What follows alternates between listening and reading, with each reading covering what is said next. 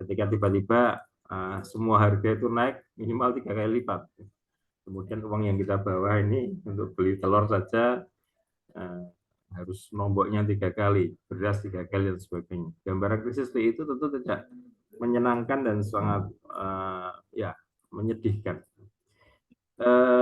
Apakah memang ekonomi kita, pendapatan keluarga, nyarinya pekerjaan, dan harga barang-barang di tahun 2023 itu nanti akan terjadi hal yang seperti itu? Itu kesempatan kita akan kita tanyakan pada Pak Ihda Faiz. Ya.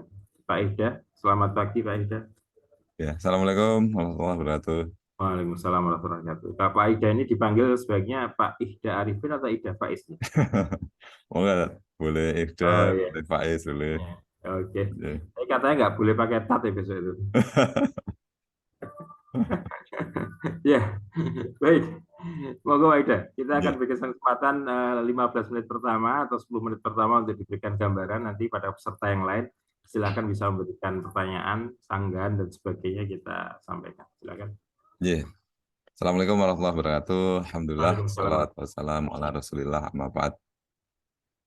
Pada kesempatan kali ini kita akan masuki hal yang baru di tahun baru. Oleh karenanya ada beberapa hal berkenaan dengan ekonomi yang perlu kita highlight ya sebelum kita memprediksi satu kondisi di tahun baru kita ini ya. Sebetulnya di tahun lalu ada banyak challenge ya yang bisa kita ambil dan nanti kita akan bisa menjadi fondasi untuk bisa memetakan tahun ini akan seperti apa.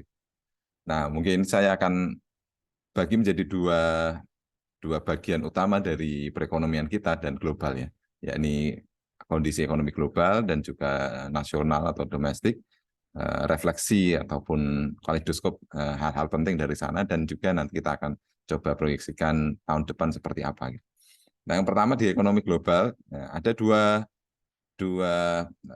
hal utama yang menjadi perhatian dunia ya, yang cukup berpengaruh dan signifikan mempengaruhi lanskap ekonomi global. Yang pertama adalah kenaikan suku bunga yang ditetapkan oleh The Fed atau Bank Sentralnya Amerika. Nah, ini bahkan sudah 7 kali ya kenaikan suku bunga itu ditetapkan dalam setahun ini. Nah, tahun lalu sekitar anchor ataupun jangkar dari suku bunga yang ada itu sekitar 0,25% ya. Tetapi dari beberapa kali kenaikan itu bahkan menyentuh level sekarang sekitar 4,25%. Nah, respon ini Bank Sentral Amerika ini dilakukan kaitannya dengan meningkatnya inflasi yang terjadi di sana. Nah, inflasi bahkan hingga menyentuh level 9,1% ya di Juni 2022 year on year-nya, yang menunjukkan adanya respon keuangan di Amerika Serikat, perekonomian di sana yang memanas ya ibaratnya. Ini karena harga-harga melambung tinggi dan kenaikan harga ini cukup cepat. Pak Nah, ini Ida, juga ya. mohon maaf, ini saya interupsi. Ini serta mungkin ada yang seperti saya ini background-nya tidak murni ekonomi. Kalau ada angka the Fed itu, the Fed on the Fed ya? The Fed, the Fed Federal. Ya.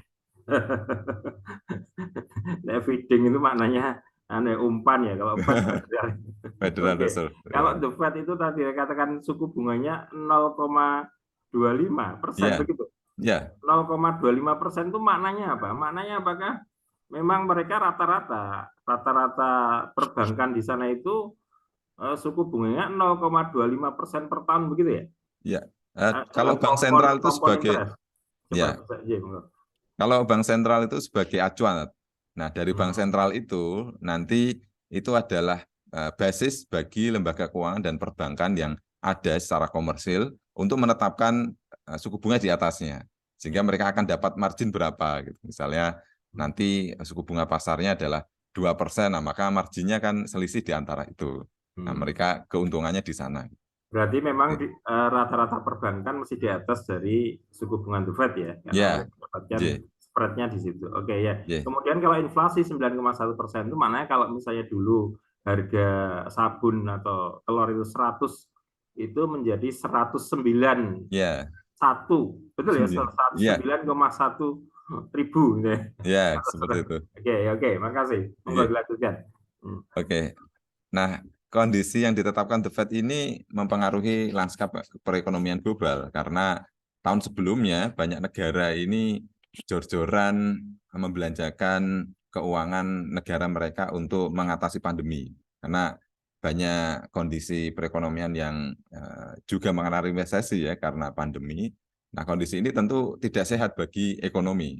Nah, pemerintah menggelontorkan banyak dana sehingga defisitnya cukup besar, termasuk di kita. Beberapa negara akhirnya memang spending atau belanja negaranya diperbesar agar perekonomiannya terpompa dan berjalan. Nah, setelah The Fed ini mengetatkan dan meningkatkan suku bunga, nah maka banjir likuiditas sebelumnya serta banyak keuangan yang beredar sebelumnya di banyak negara kemudian terkontraksi akhirnya masuk lagi gitu ya, masuk lagi ke Amerika dan banyak dana-dana murah sebelumnya di banyak negara berkembang akhirnya balik lagi ke rumahnya. Nah, kondisi ini mempersulit sektor keuangan dan juga nantinya berimbas ke sektor realnya. Nah, yang kedua adalah adanya perang Rusia dan Ukraina ya. Nah, kalau sebelumnya biasanya perekonomian global ditopang oleh sektor keuangan dan krisis-krisis sebelumnya biasanya terjadi sektor keuangan. Nah, ini kita dihantam lagi di sektor real. Kenapa? Karena supply chain atau rantai pasok itu dari komoditas real itu juga dihandle oleh dua negara ini yang sekarang juga berperang, yakni Rusia dan Ukraina. Kita tahu Rusia merupakan negara dengan komoditas yang cukup signifikan di dunia dalam beberapa hal, misalnya minyak, kedelai, gandum, terus kemudian daging sapi, serta beberapa komoditas yang lain yang natural gas ya, termasuk juga pupuk dan minyak bunga matahari, yang semuanya itu menjadi salah satu komponen penting perdagangan dunia. Nah, beberapa itu bahkan komoditas dari crude oil misalnya itu juga memiliki porsi yang cukup besar di perdagangan dunia dan juga di yang lain menyumbang cukup cukup besar ya gandum dan seterusnya. Nah, kondisi ini semakin memukul perekonomian global dengan dua sektor ya, dua sisi ya, dari sisi makro berupa keuangan dan kondisi real berupa rantai pasok dari komoditas untuk bahan-bahan makanan serta energi yang semakin sulit ya, semakin ketat. Nah, kondisi global ini akan mempengaruhi banyak negara secara bervariatif, tergantung negara itu terkoneksi seperti apa dengan perekonomian global. Nah, beberapa yang konektivitas di sektor keuangan besar, maka tahun depan biasanya diprediksi beberapa pengamat ini akan mengalami kontraksi yang cukup berpengaruh ya. Sehingga beberapa analis menyebutkan ya akan ada resesi di tahun depan apabila memang negara itu perekonomian terkoneksi secara langsung dengan sektor keuangan global. Dan struktur dari perekonomian domestik akan mempengaruhi bagaimana kekuatan perekonomian domestik dalam menjalankan tahun depan. Nah, kalau negara-negara maju biasanya struktur sektor keuangan memiliki porsi cukup besar ya. Bahkan 20-30% dari PDB itu disumbang oleh sektor keuangan. Nah, kalau kita mungkin baru 5 atau 6% ya dari sektor keuangan. Nah, kalau sektor keuangan ini terkontraksi dan sebagian besar dana-dana keuangan ini berasal dari global, nah maka negara dengan proporsi keuangan besar terhadap perekonomiannya juga akan terdampak pada kondisi ekonomi global. Nah, di sisi lain, di sektor real, misalnya komoditas-komoditas yang dikonsumsi oleh suatu negara apabila terkoneksi dengan transaksi global, misalnya kebutuhan makanan utamanya berasal dari gandum, dan kemudian sumber energinya juga berasal dari misalnya ya energi fosil dan gas yang juga disuplai oleh Rusia, nah maka ini juga akan terpengaruh. Nah, untuk itu di nasional kita kebetulan dua hal ini tidak signifikan ya, tidak signifikan berpengaruh terhadap perekonomian lokal. Sehingga kalau kita lihat lanskap ke depan untuk perekonomian kita insya Allah tidak akan banyak terpengaruh oleh resesi keuangan global dan juga kondisi perperangan yang akhirnya menyulitkan kondisi ini ya supply chain dari global tadi. Nah, sedangkan di aspek artinya secara domestik, perekonomian domestik, nah ini punya kemandirian serta punya daya tahan ya dibanding negara-negara lain terhadap hantaman kondisi gejolak global, baik melalui channel atau transmisi keuangan ataupun melalui transmisi sektor real. Nah, lalu bagaimana kondisi internal di negara kita? Nah, masalahnya sehingga kalau kita di global ini cukup bertahan ya, artinya kita tidak banyak makan gandum gitu. Terus kemudian energi gitu ya, mungkin bisa bervariasi dan juga sektor keuangan kita tidak terkoneksi cukup besar, terekspos cukup besar di sektor keuangan kepada global. Nah, Kaleidoskop tahun 2022 tahun lalu juga ternyata ada pengaruh cukup besar di beberapa isu ya. Yang pertama adalah kenaikan harga minyak baik BBM maupun minyak goreng. Nah, minyak goreng kemarin karena boom komoditas ya di tingkat pasar global ini juga akhirnya meningkatkan kecenderungan pengusaha lokal karena Indonesia negara pengekspor CPO terbesar untuk mengekspor CPO mereka kepada pasar global gitu ya. Akhirnya terjadi kelangkaan di pasar lokal yang mengakibatkan peningkatan harganya. Nah, ini kemudian bisa diatasi dengan cara ini ya, dengan cara pemerintah melakukan pembatasan atau domestic market obligation atau DMO yang diwajibkan. Nah, hanya saja ini juga perlu diantisipasi karena hantamannya tidak hanya minyak goreng tetapi minyak BBM atau minyak bensin kita ini juga ternyata dinaikkan pemerintah karena memang secara global kenaikan harga di tingkat global ini juga berpengaruh terhadap pricing. Nah, kenaikan harga BBM ini tentu meningkatkan exposure beratnya atau meningkatnya biaya ekonomi. Kalau tahun lalu yang terhantam ini sektor transportasi, perdagangan, logistik itu karena pandemi, karena tidak boleh berkemana-mana. Nah, setelah usainya agak rileks itu pandemi dan menjadi endemi, nah mereka sebetulnya sudah mulai menggeliat. Oh, transportasinya, logistik, perdagangan, dan juga sektor real. Tapi di tahun ini, geliat itu mau dikejar, tapi kemudian pemerintah menaikkan harga BBM, akhirnya ya kena lagi. Nah ini ya, nah ini yang mengakibatkan kondisi perekonomian juga menjadi ini ya secara domestik kondisi itu akan menyulitkan beberapa sektor.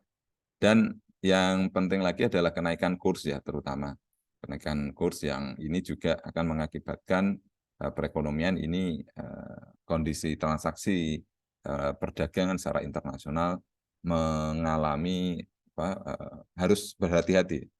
Terutama mungkin di sektor private atau bisnis, mereka masih punya challenge atau opportunity untuk bisa variasi ini. Tetapi untuk di sektor pemerintah, setelah pemerintah ekspansif melakukan belanja anggaran negara sehingga defisitnya cukup lebar, nah defisit ini ditutup dengan utang.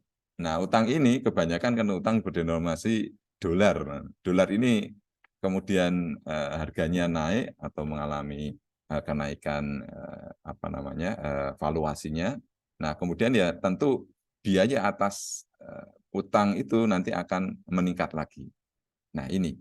Nah, dari beberapa kaleidoskop ini kita bisa melihat lanskap tahun ke depan sebetulnya Indonesia secara ekonomi bisa dikatakan bisa mengatur perekonomian secara domestik tanpa terganggu cukup banyak dari aspek internasional. Tetapi yang perlu diperhatikan adalah kondisi ekonomi lokal, terutama dari kebijakan dan juga kondisi ekonomi real dan keuangan ini perlu diantisipasi.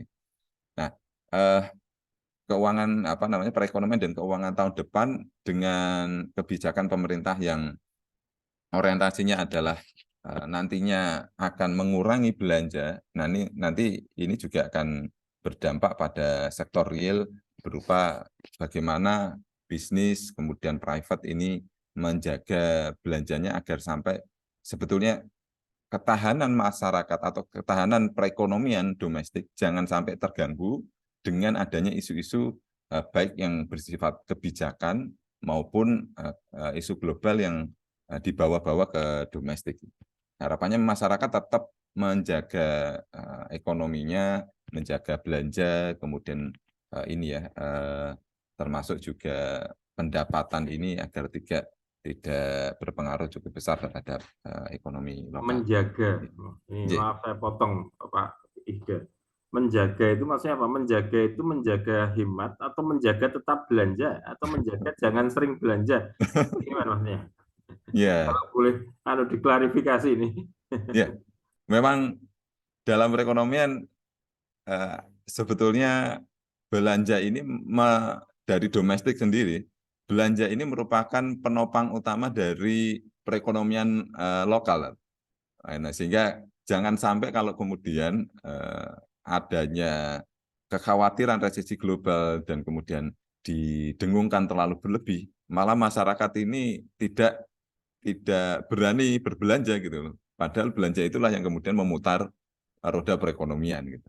Nah, tentu saja belanja ini dijaga itu artinya melihat kondisi baik rumah tangga konsumen maupun produsen ya bisa melihat apa ini ya, melihat kondisi keuangannya ya. Sehingga jangan sampai terlalu ekspansif ataupun bahkan terlalu ketat gitu. Nah, ini yang penting untuk dijaga gitu. Ya, terima kasih. Ini tadi karena kalau buat kita kata-kata menjaga itu masih absurd ya. Ternyata kalau ekonomi agak global itu ternyata menjaga itu maknanya luas ya. Menjaga Iya. itu jangan sampai berhenti, tapi juga jangan boros gitu ya. Nah, Kalau boros ya nanti rumah tangga kacau, kalau berhenti nanti sektor ekonomi di lingkungan lokal minimal juga kacau. Oke, iya. menarik. Baik Pak Ida, ini teman-teman saya sebelum kita sampaikan pada rekan sekalian peserta forum 3E ini, saya ini klarifikasi tadi. Beberapa hal berkaitan dengan pengaruh global. Tadi dikatakan ada bunga The Fed dan yang kedua perang. Ini sesungguhnya apakah memang keadaan ekonomi dunia, ini kalau boleh saya tanya, keadaan ekonomi dunia itu sepanjang masanya dulu, itu memang kondisinya seperti ini. Jadi begitu ada satu kondisi, ini kan tidak terjadi di Indonesia ya, coba Ya, itu kan di sana tuh, kalau kita boleh boleh pikir kan ini pas paling jauh tempat kita nih, di bawah kita nih. Jadi kalau Amerika itu sama mati kan selalu saya jadikan sebagai ukuran lokasi paling jauh di tempat kita, karena kita kalau ngebur bumi itu ketemunya Amerika, berarti paling jauh. Pas sekarang kalau di tempat kita sekarang jam 5.32, di sana juga jam 5.32 gitu, tapi kebalikan ya, 5.03 sore. Ini kan mereka di sana tuh, mereka buat kebijakan kena pengaruh kita. Demikian juga dengan yang di Rusia perang lah di Ukraina, kita nggak pernah kena debunya pun nggak dapat gitu, debu secara real gitu. Dan kita dapat imbasnya saat ini. Nah, apakah memang kejadian-kejadian di dunia yang jauh dari dulunya itu selalu berpengaruh terhadap kondisi global? Ini yang apakah memang selalu harus begitu gitu? Pertanyaannya gimana? ya. Sebetulnya tidak seperti itu selalu ya Pak Khalid ya kaitannya dengan ini. Karena tapi dari dulu memang koneksi perdagangan internasional ini menjadi salah satu sumber apa namanya perekonomian yang mendorong serta menggerakkan banyak negara. Ya kita dijajah Belanda itu kan karena juga perdagangan internasional yang menjajah kan awalnya juga VOC gitu kan. Oke. Perusahaan ya bukan negara. Artinya penjajahan itu sebenarnya memang ya karena salah satunya ekonomi tadi ya. Oke, Ekonomi artinya ya, ya. ekonomi tempat kita adalah punya banyak rempah itu hanya menjadikan Rempah-rempah gitu. mendorong gairah orang-orang Belanda untuk mengeksploitasi kita. Oke, menarik ya.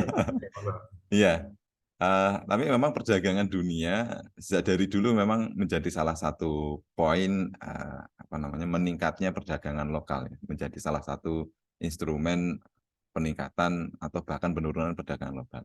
Hanya saja memang transmisi ataupun ini ya keterhubungannya itu apakah cepat dan secara langsung. Nah ini yang menjadi concern-nya. Kalau terhubung perekonomian kita terekspos secara luas dengan perdagangan internasional, maka pengaruhnya juga akan berdampak besar. Nah, misalnya contoh lah negara di Singapura ini ya, yang kecil, yang tetangga kita gitu. Ya komoditasnya nggak banyak kan, nggak ada banyak komoditas lokal maksudnya dari produk ini. Tapi karena negara perdagangan dan selalu tereksposur dengan luar negeri, internasional, maka dampak-dampak itu akan dirasakan secara langsung oleh Singapura gitu. Kalau transportasi, logistik ataupun ekonomi ya, supply chain ini terhubung melalui Singapura ke beberapa negara Asia dan ASEAN misalnya. Nah, maka negara itu akan mendapati satu kesulitan yang pertama dan berdampak pada ekonomi lokal tentu saja. Nah, tetapi tidak dengan Indonesia misalnya, karena Indonesia terhadap perdagangan dunia terekspor tidak terlalu banyak. Neraca perdagangan kita pun ekspor impornya juga ya bahan-bahan yang tidak banyak signifikan berpengaruh di perekonomian domestik. Nah, ini tinggal bagaimana satu negara terekspos atau terkoneksi secara global dengan pasar internasional. Nah, pasar lokalnya apakah cukup banyak bergantung dengan pasar internasional. Nah, itu yang ekspos ataupun pengaruhnya akan bisa kita ketahui seberapa luas dan seberapa cepat. Nah, kalau rantai pasok mungkin perdagangan berkenaan dengan barang dan jasa yang dari komoditas-komoditas real mungkin butuh waktu untuk mendapat ini deh, untuk berdampak kepada ekonomi lokal, karena biasanya para pengusaha atau bisnis itu sudah melakukan agreement ataupun kontrak dalam jangka waktu tertentu ya untuk mengamankan rantai pasoknya. Tapi rantai pasok itu tentu akan terhubung secara langsung dengan beberapa sumber-sumber negara-negara penghasilnya. Nah, tetapi yang akan berpengaruh cepat dan ini adalah sektor keuangan ya. Berpengaruh cepat dan luas atau tidaknya serta cepat atau lambatnya. Karena sektor keuangan ini terkoneksi secara melalui digital ya sekarang. Bahkan BI sudah mengeluarkan uang digital dan beberapa negara transaksi perekonomian di pasar keuangan dilakukan secara digital dan langsung. Nah, inilah yang biasanya transmisinya cukup cepat, bahkan tidak menunggu waktu minggu atau bulan gitu. Kadang hari itu juga sudah mulai kerasa. Nah, ini bagaimana konektivitas perekonomian lokal dengan global, nah itu akan tergantung pada dua sektor itu, terutama keuangan dan sektor real, serta exposure-nya atau seberapa luas dia terkoneksi dengan pasar internasional. Seperti itu, Pak. Masih, meskipun ada beberapa hal yang ingin saya tanyakan dan klarifikasi, tapi ini menarik sebagai sebuah pancingan. Mari silakan Bapak sekalian, rekan sekalian, untuk bisa memberikan masukan, pertanyaan di forum yang mulia ini. Mulia karena pagi-pagi ya. Jadi kalau pagi itu, bangun pagi itu kan ada kemuliaan ya, karena kita sebagai seorang muslim ketika bangun pagi itu kan ya memang ada topnya untuk sholat subuh dan sebagainya. Apalagi tambah dengan amaliyah seperti ini. Baik, silakan Bapak sekalian, dan ada Ibu ini satu, Ibu Imanda Amalia atau Mbak. Saya bertanya kepada Pak Ida. Monggo Pak, silakan Pak Agus. Nih, saya membaca beberapa bulan lalu itu ada beberapa industri yang kolab seperti industri tekstil dan garmen. Ini banyak melakukan PHK, bahkan ada berapa puluh ribu itu karyawan di PHK. Salah satunya itu adalah ekspor ke negara-negara yang mungkin salah satunya bisa Eropa atau Amerika dan sebagainya. Itu karena tingkat inflasinya tinggi, itu menyebabkan gangguan dalam hal ekspor produk tersebut, sehingga ini banyak industri garmen atau tekstil ini tutup itu. Kemudian ini saya baca dari BPS itu ekspor ke Amerika itu menduduki ranking 2 setelah Cina. Nah, ini apalagi tadi disebutkan itu inflasi di Amerika cukup tinggi ya. Ini apakah nanti akan berpengaruh juga terhadap ekspor ke negara tersebut, dan ini jika gangguan ekspor berpengaruh, nanti bisa nggak itu berpengaruh terhadap perekonomian kita yang ada di Indonesia, apalagi khususnya PHK ini. Ini yang dikhawatirkan bagi masyarakat adalah PHK massal, seperti yang di tekstil dan garmen itu PHK massal sudah terjadi nih. Terima kasih. Ya, monggo Pak Ida, silakan bisa langsung ditanggapi apa yang disampaikan Pak Agus Bambang tadi. Ya, betul sekali Pak. Memang seperti itu. Akhirnya secara makro kondisinya seperti yang kita diskusikan. Nah, secara spesifik per sektor kita akan bisa melihat secara dalam ya. Di sektor-sektor itu bagaimana konektivitas dengan negara-negara ataupun dengan perdagangan global. Kalau tadi disebutkan Pak Agus, memang ada beberapa industri tekstil ya terutama yang mengekspor barang ataupun produknya ke pasar global. Nah ini pasti akan terpengaruh Pak, pasti akan terkena kontraksi ya atau terkena dampaknya dari perlambatan perekonomian di Amerika misalnya. Nah hanya seberapa jauh itu akan mempengaruhi kondisi domestik. Sebetulnya kalau transmisi konektivitas di sektor non real itu ada pengaruh tetapi tidak langsung. Nah, kenapa? Karena nanti mekanismenya melalui perdagangan internasional tadi, katakanlah ya misalnya kondisi katakanlah tadi ya di pabrik tekstil. Nah, kalau ekspor ke negara tujuan misalnya Amerika Serikat ini lesu, padahal misalnya perusahaan itu mendapatkan pembiayaan dari kondisi dari keuangan global, nah, maka dia akan terekspos dua kali ya, dari jalur keuangan dan jalur real, sektor real tadi. Kalau negara tujuannya lesu ya maka dia permintaan atas produk itu akan berkurang. Hanya saja biasanya perusahaan ada mekanisme untuk mengamankan perusahaan itu. Artinya ada semacam kebijakan manajemen atau strategi manajemen yang akan melihat apakah mampu bertahan nggak dalam kondisi ini.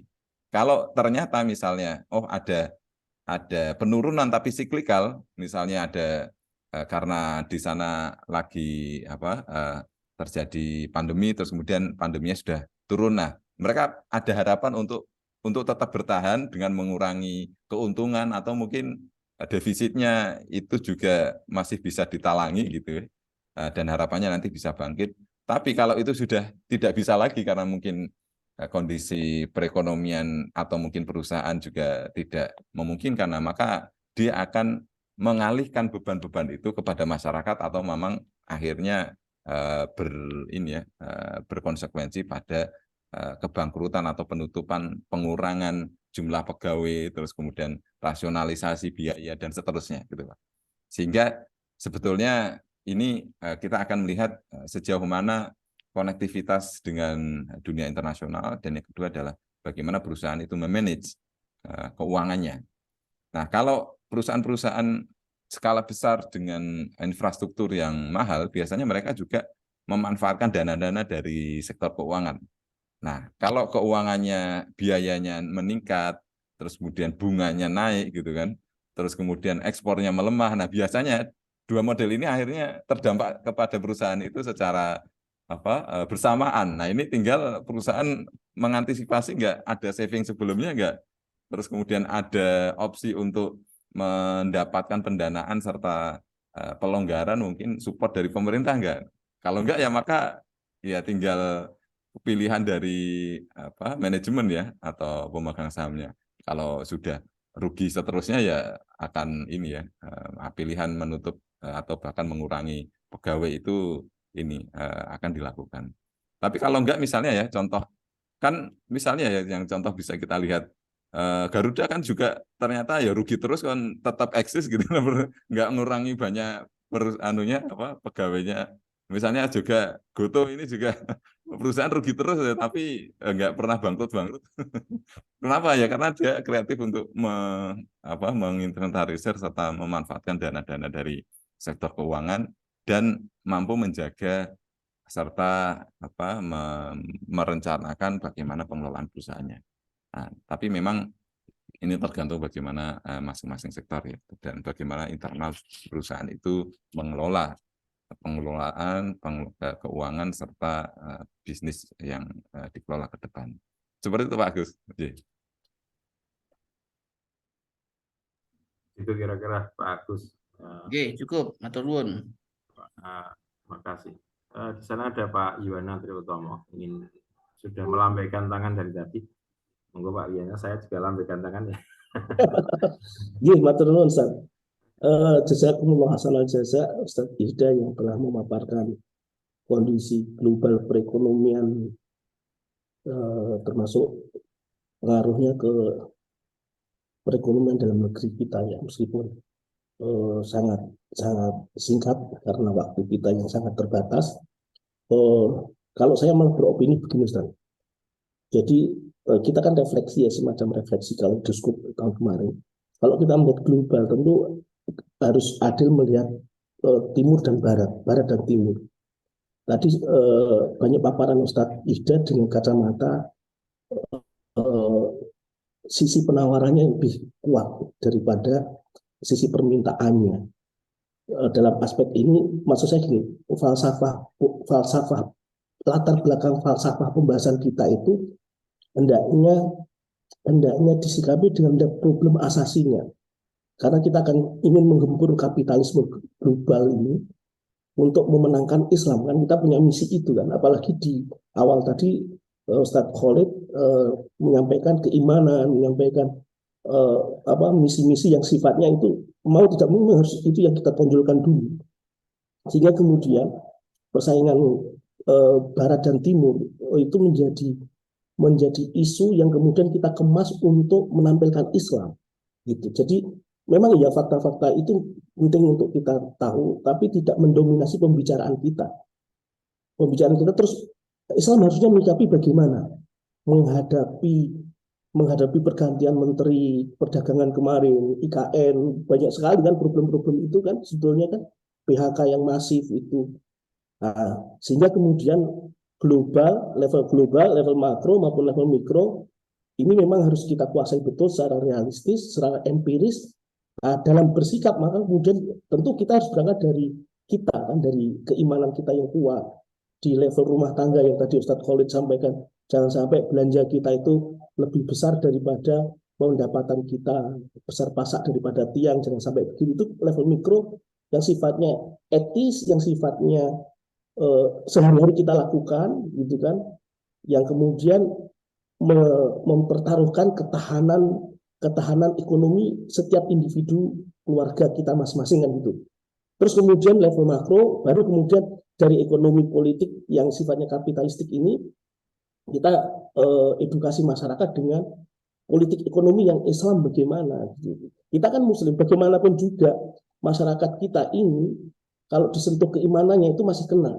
Yaitu lebu gara-gara kapitalisme akhirnya harga cabai naik, harga minyak goreng naik, kan gitu. Ini jadi agar kita tidak ngawang-ngawang atau kita di menara gading yang kemudian sampai Ustadz Khalid bertanya inflasi 0,9 maksudnya apa? Ini kan di masyarakat lebih nggak ngerti lagi itu inflasi itu apa, itu nggak ngerti lagi. Kita aja yang berpikir ini harus bertanya itu, tapi signifikansi dari atau urgensi dari informasi yang kita berikan itu kepada masyarakat apa? Itu karena kita pengen punya agenda kita tidak sekedar menara gading itu kan, agenda kita bagaimana melibatkan masyarakat dalam proses perjuangan dakwah kita ini. Ini opini dari saya, Ustaz. Mohon maaf, kalau misalnya ya insya Allah bermanfaat semuanya. Terima kasih. Assalamualaikum warahmatullahi wabarakatuh. Waalaikumsalam warahmatullahi wabarakatuh. Terima kasih masukannya Ustaz Yuwana atas pagi ini. Ini lebih pada strategi ya. Kalau tadi yang disampaikan saat Pak Ida ini bicara masalah ya kondisi global yang kita butuhkan juga. Ini secara intern saya juga merasakan ini suatu yang ngecas saya. Oh ternyata seperti itu. Saya kenal dengan kata-kata kontraksi, dengan kata-kata transmisi, dengan kata-kata apa, kemudian terekspos ya. Kata-kata ekonomi itu menarik itu artinya pengetatan dan sebagainya. Kita harus kenal itu dan memang bukti kita sesuatu yang baru buat saya ya. Jadi kemudian tadi yang disampaikan oleh Satyana juga bagus, ini strategi internal kita ya. Jadi kita memang bergulat dengan itu juga menjadi masalah juga di coupling sebelah Pak. Ya, coupling sebelah itu meskipun couplingnya Saintek, tapi ya dari perang, ya dari supply chain, ya dari macam-macam itu kita dari sekian puluh kali, hampir 50 kali pertemuan itu menjadi sebuah pertanyaannya gimana kita akan menggiring para audiens itu untuk bisa memahami dengan pelan-pelan Islam, gitu kan. Ini pertanyaan yang cukup, meskipun betul apa yang disampaikan Pak Yohana, saya setuju sekali bahwa memang kita itu harus menonjolkan apa yang kita miliki, gagasan, kemudian sampai dengan membuka keimanan dan sebagainya. Tapi dalam sebuah dimensi yang kita angkat ini memang kita kepengen mengangkatnya dengan pelan-pelan. Yang pertama itu dulu, kalau saya sih mau jujur, itu kita kepengen membuat mereka nyaman dulu dengan forum kita. Ya. Jadi saya merasakan kenyamanan mereka, dan ternyata ada beberapa orang yang tadinya asing dengan forum ini jadi nyaman gitu. Nyaman, sering diskusi ya. Yang mereka tanyakan tidak melulu Islam, ya. Yang mereka tanyakan kadang-kadang yang saya tanyakan tadi, ya, Pak itu gimana sih kayak gitu ya. Itu kalau The Fed itu ngetatin, ngurangin, ngapain dia butuhnya ngetatin, ngapain dia butuhnya ngelonggarin. Ya seperti itu kadang-kadang ya memang harus kita jawab juga gitu. Karena memang tidak melulu apa yang kita sampaikan berkaitan dengan hal-hal yang sifatnya sakofiah gitu. Tapi hal-hal yang sifatnya itu fenomena umum tentang bagaimana menjalarnya kebijakan keuangan lebih cepat daripada menjalarnya misalnya konstruksi di bidang sektor real tadi, itu juga sesuatu yang memang dibutuhkan oleh mereka. Jadi maka kemudian ini yang menjadi sesuatu yang menarik buat kita. Forum kita itu sangat dinamis, tapi yakinlah bahwa forum kita itu forum yang panjang, ya, bukan forum yang memang kita desain untuk pertama, nanti desain kita adalah menggait mereka untuk bisa senang terhadap kita ya, gabung ya, forum ini biarlah jadi menjadi objek kita. Kalau kemudian nanti begitu mereka, kita kasih clue saja. Clue itu memang tidak langsung sistemik. Gambaran sistemik itu memang karena kita ngajinya udah 20 tahun ya. Tapi kalau orang yang baru datang kemarin memang kita evaluasi. Ya gimana ya, mereka udah ikut forum kita 40 kali tapi kok belum ya. Meskipun ya memang ini sistem, gambaran sistem itu aja dalam benak kita, memang belum ada dalam benak mereka.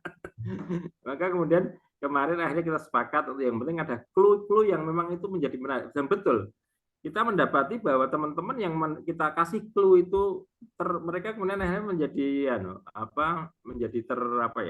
seolah-olah tergelitik dengan clue. Misalnya contohnya gini, misalnya kemarin simpel aja lah, ternyata mereka itu tergelitik dengan misalnya emas itu oke lah, mereka udah ngerti emas baik untuk sebagai standar moneter keuangan, tapi kemudian ketika mereka tergelitik, loh emas itu habis, emas bisa disimpan, emas bisa dijadiin dieksploit artinya dikuasai oleh satu perusahaan besar dan sebagainya.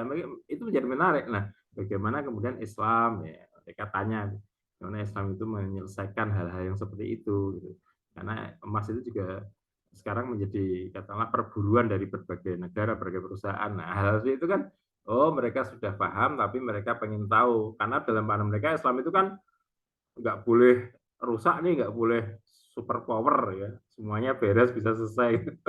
Hal-hal itu kadang-kadang tidak terbayangkan oleh kita dan memang kita harus selesaikan.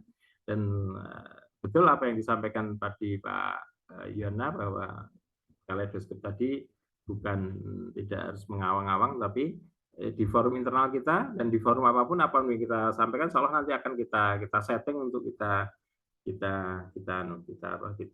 perbaiki terus. Jadi nggak masalah. Ini namanya perbaikan secara kontinu, itu namanya apa? Perbaikan itu adalah improvement yang continuous terus, improvement. Continuous improvement ini yang kita jalankan. Baik, makasih. Itu masukannya.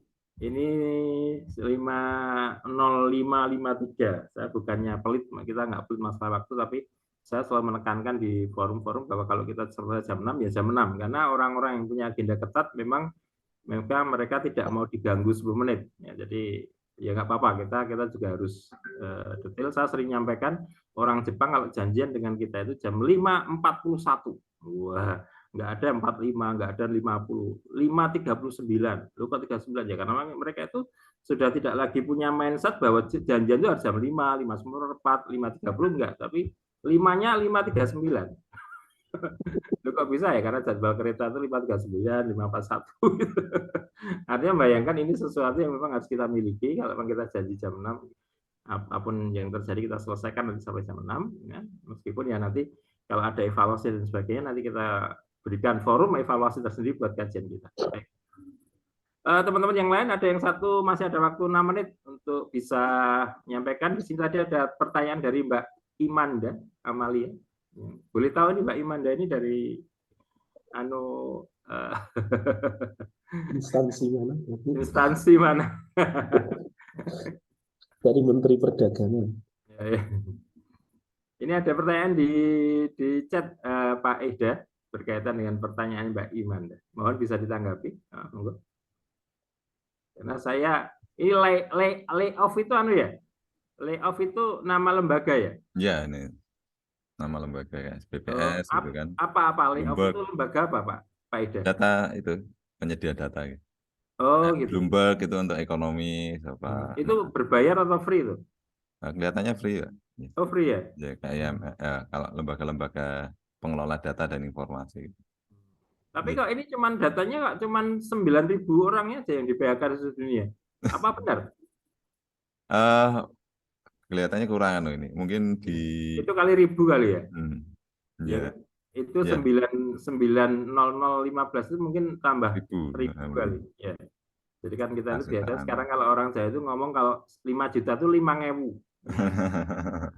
Motormu juga bro 6.000, itu maksudnya 6 juta. Kok gowe 5.000, maksudnya 5 juta, bukan 5.000 rupiah. Iya. Karena sekarang ya kita sampai nulis nolnya. Ya. Ini per bulan ini, Ustaz. Per Desember saja. Ya. Kalau per Desember ya. Nah, dalam 1 bulan segitu ya logis. Oh ini ya. Ini untuk Indonesia saja ya berarti ya. Untuk Indonesia saja dalam 1 bulan. Tapi di seluruh dunia loh ini. Bukan untuk 1 bulan saja, bukan untuk setahun. Nah ya, 1 bulan di dunia ini apakah angka ini besar Pak? 9.000 itu. Seluruh dunia loh. Dunia ini sekarang 8 miliar loh orangnya. Artinya, iya, ini kejadian ini hanya kejadian nih. Kejadian kecelakaan lalu lintas di dunia yang meninggal ini dalam bulan itu aja lebih besar. Artinya kalau dikaitkan dengan PHK kok kelihatannya kok sama kok terlalu kecil ya, meskipun bulan ini di seluruh dunia, ya kan? Gimana Pak Ida? Periode 1 sampai 27 Desember. Ya, mungkin nanti kita coba cek lagi untuk datanya, tapi memang fenomena umum beberapa kejadian berupa tadi ya kontraksi global terhadap perusahaan itu tergantung ketahanan perusahaan itu. Nah, jenis perusahaannya ya. Nah, kayak kemarin beberapa di kita sendiri misalnya di perusahaan bahkan berbasis teknologi ya, misalnya Shopee, Tokopedia, GoPay. Nah, beberapa itu juga melakukan PHK ya pada termasuk Ruang Guru. Nah, padahal basisnya adalah teknologi. Mereka tetap memiliki sumber daya yang kemarin di-hire cukup masif awalnya. Tapi ini karena mahalnya biaya dana atau cost of fund yang diperoleh dari sektor keuangan. Kalau dulu mereka memperoleh cukup murah karena banjir likuiditas ya dari Amerika gitu kan. Sekarang likuiditas atau dananya itu disedot lagi karena the Fed meningkatkan suku bunga. Nah, mereka akhirnya kesulitan dalam pengelolaan dana tadi, mendapatkan dana murah ya. Akhirnya yang dilakukan adalah rasionalisasi. Nah, bahkan perusahaan yang high-tech seperti ini atau berbasis teknologi yang komposisi teknologinya cukup dominan dan keuangannya ini juga ditopang oleh keuangan dari pasar keuangan ini ya. Nah, ini juga terdampak. Nah, apalagi yang sektor real tadi. Nah, sektor real dengan kasus dari Pak Bambang tadi bahwa beberapa perusahaan tekstil itu ya tereksposnya adalah 2 kali. Tapi ya itu tergantung bagaimana mereka mempertahankan atau memiliki planning ataupun perencanaan dalam kondisi-kondisi ketidaknormalan atau lesunya pasar baik lokal maupun global. Nah, hanya memang ada beberapa informasi yang menyebutkan data-data PHK ini tidak diekspos cukup banyak ya.